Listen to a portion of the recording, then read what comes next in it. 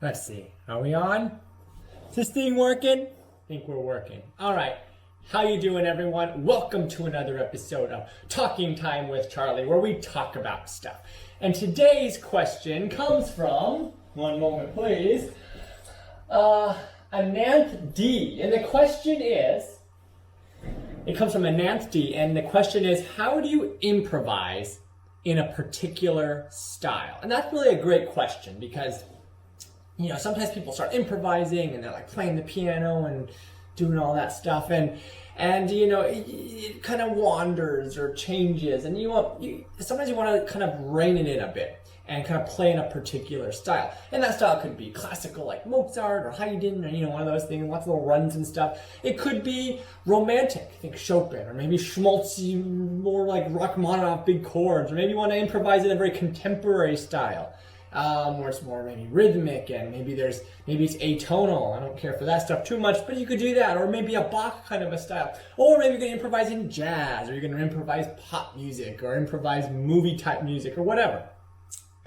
And so the question is, how do you improvise in a particular style? And obviously you could write 50 bajillion books on this topic, because there is, you know, you could go, you know, into the intricacies of each style and, you know, things you can do and not do. But I want to give a kind of a big picture, a big idea picture of, you know, what it means to improvise in a particular style. And so let's get started. When you're improvising, sometimes, I mean, I guess you could improvise and go from one style to the other and kind of connect it all together or mishmash it together. But it runs the risk of sounding weird, right? It could be strange and just not good. So what can you do to kind of stay within the box or reins of a particular genre of music? Now, this experience is one way to do it, trial and error, right? Like the more you do it, the more you kind of learn, okay, well, this sounds like it works, or this doesn't sound like it works. Let me give a few examples. So cadenzas are a thing in classical music, at least, where at least in the old days, people would improvise. So a cadenza basically is a solo part that the soloist plays in a concerto. So a concerto is a piece you come out. If you go to the symphony orchestra, most symphonies, the general format of a concert is this: the orchestra will play something by themselves. Then there will be a concerto where a soloist, like a violinist or a pianist or something, comes out, and then the orchestra accompanies them for like a half an hour in a piece called a concerto. Then there's a break, intermission, and then like the orchestra will play one big piece all by themselves again, like a symphony. And in that concerto, there's usually three parts, and sometimes the first movement, sometimes the last movement, sometimes both, will have a cadenza. And that's basically when the orchestra stops playing, and it's all about the soloist, so the pianist or the violinist or the whatever who's come out and played with the orchestra as the guest artist.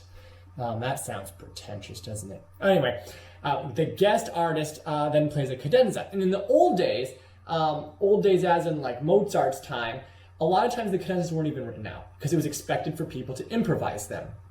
Over time, they started getting written out more and more as kind of suggestions, and then it became kind of commonplace to play what was composed as an optional possible cadenza and not make your own stuff up. But it's really fun to be able to sit and do a cadenza in a piece.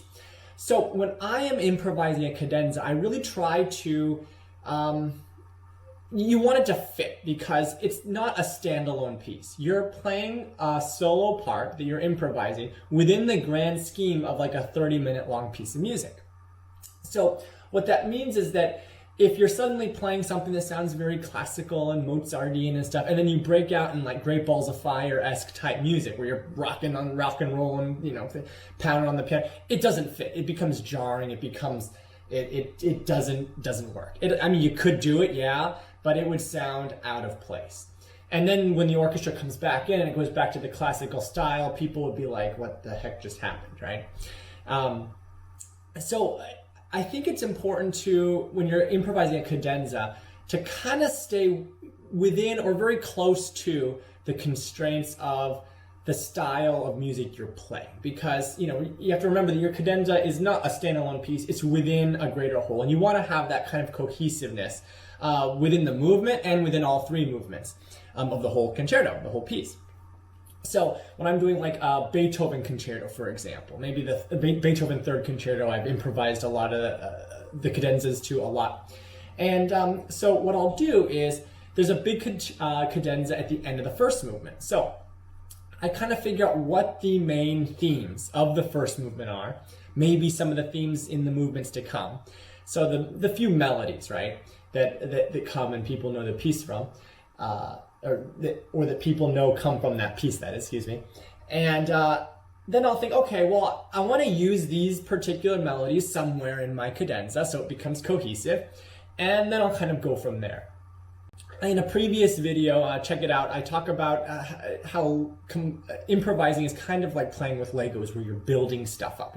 You're putting Lego pieces together in a way that make a cohesive whole. You're not reinventing Legos as you're improvising on stage, but you're using Legos that you have in your toolbox, musical ideas and chord progressions and all that stuff, and putting it together to build a house or a boat or whatever it is that you want to build. You're not repainting Legos as you're improvising on stage.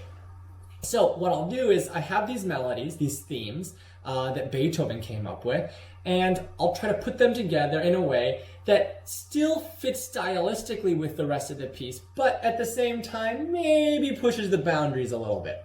I am not a stickler for theory. And I'm going to probably trigger some people out there who are, you know, theory aficionados, music college. I can hear the trolls and the very passionate people, and, you know, all those people out there, you know, who are very adamant about how theory is king. And I don't think theory is king. For me personally, this is another topic for another day probably, but for me personally, I think that basic theory is important, intermediate theory is pretty important, and advanced theory just kind of all goes out the window, because music existed before theory, and theory was kind of invented to explain music, right? And I don't like it when theory becomes what, you know, the main thing is music explains theory. Doesn't work that way. So as you get more and more deeper into theory, basically a lot of the rules get thrown out the window because there's just always exceptions. But basic theory is very important. So I'm not a stickler though for the very, very minute details, right? Like when I'm playing something in a Baroque style, I'll romanticize it up just because I like it. I'm not saying I'm going to suddenly break out into these really weird progressions that don't sound anything like Baroque music, but I'm not a stickler if occasionally you have a, you know, parallel octave or something like that. I don't think it's a big deal. Again, there's going to be people out there who are very, very adamant that, oh, if you're doing Baroque, you have to follow everything outlined and, like, you know, all the rules that you have to do. I'm not that way. I'm okay with, you know, smudging the edges a little bit. But anyways, back to the Beethoven third example.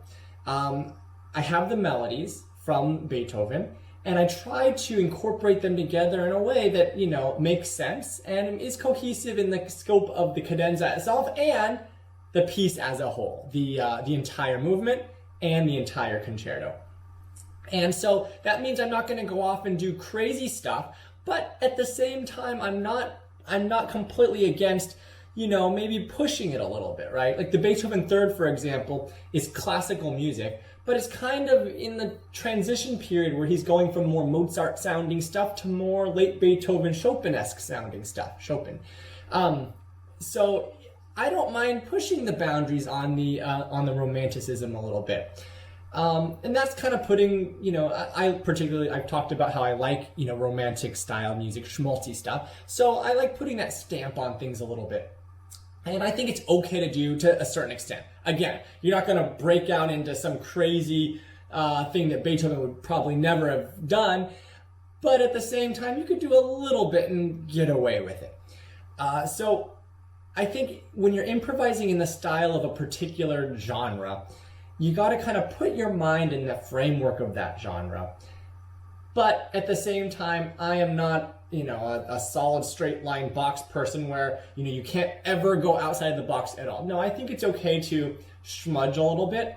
But at the same time, you want to keep the general rule. So if you're improvising in the style of Bach, Baroque music, you aren't going to suddenly do atonal, weird stuff that just doesn't make sense.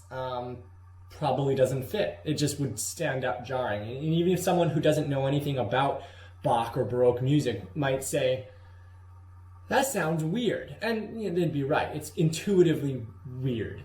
So I think keeping a general idea of the style you want, right? But not being afraid to smudge the lines is kind of how I approach improvisation. Now, when I'm improvising my own stuff, I'm more flexible. If it works, if I like it, why not? That's kind of my